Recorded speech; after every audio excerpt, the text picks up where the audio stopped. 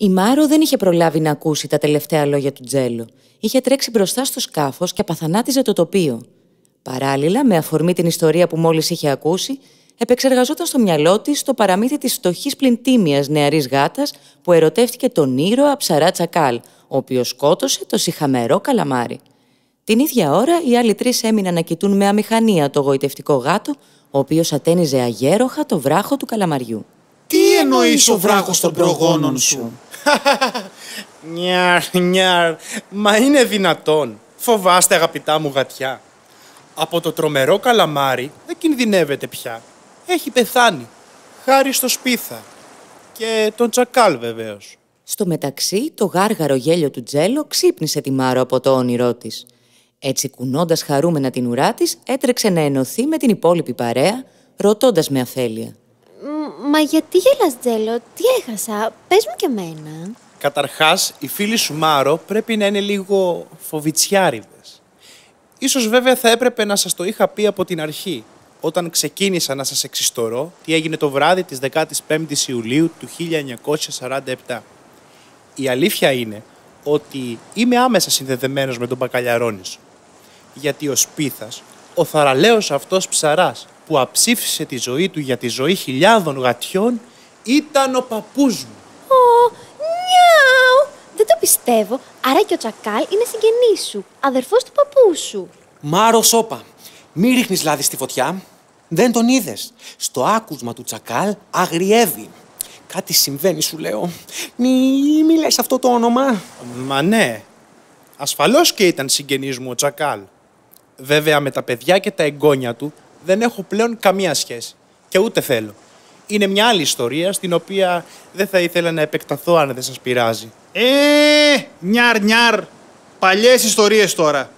Έχουμε τόσα άλλα θέματα να συζητήσουμε. Για πες μας, Τζέλο, τι προβλέπει το πρόγραμμα της κρουαζιέρας μας? Αγαπημένα μου γατιά, νομίζω ότι είναι ώρα να τσιμπήσουμε κάτι. Θα δοκιμάσετε τη σπεσιαλιτέ του καλύτερου Ιταλού γατοσέφ που έχω την τιμή να μαγειρεύει αποκλειστικά για εμένα και τους φίλους μου. Ο Σινιόρε Μαμαλίνη έχει ετοιμάσει για εμάς το περίφημο σορμπέ καλαμάρ με σως σουπιάς και τρούφα χταποδιού. Στη συνέχεια θα αράξουμε σε μία από τις πιο γνωστές σπηλιές του Μπακαλιαρόνισου, την μπακαλιαρότρυπα. Προτείνω να κάνουμε μία απόπειρα για ψάρεμα και το βραδάκι μπορούμε να παίξουμε ψιψίμπα, το αγαπημένο μου παιχνίδι με χαρτιά. Πώς σας φαίνεται? Αυτός ο Τζέλο είχε ένα μοναδικό τρόπο να μιλάει και να μαγνητίζει τους συνομιλητές του.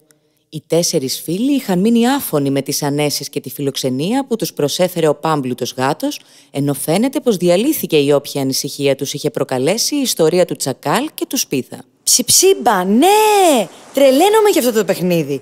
Πάντα κερδίζω. Πες, Μπίμη μου. Επειδή παίζουμε μαζί. Ριρί, είμαι άξιος συμπαίκτης σου.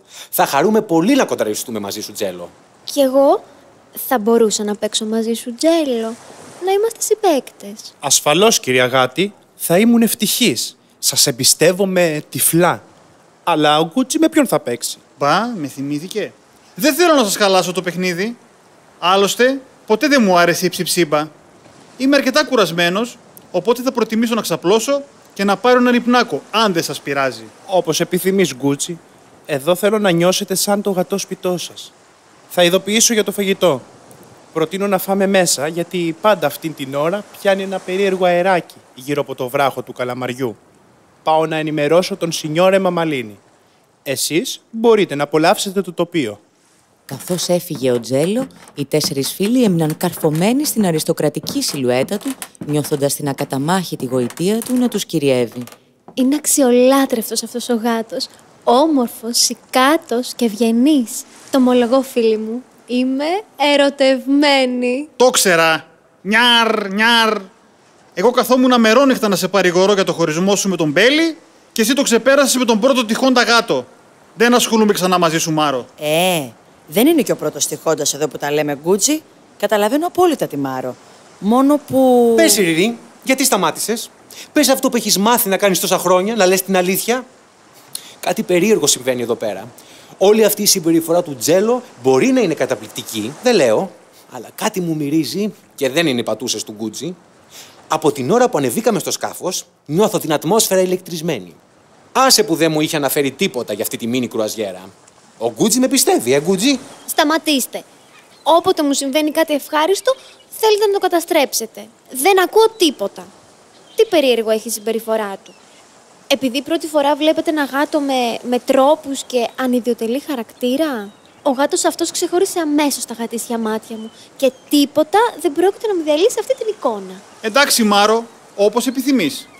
Μη γυρίσεις όμως σε μένα μετά κλαμμένη και μου πεις ότι δεν σε προειδοποίησα.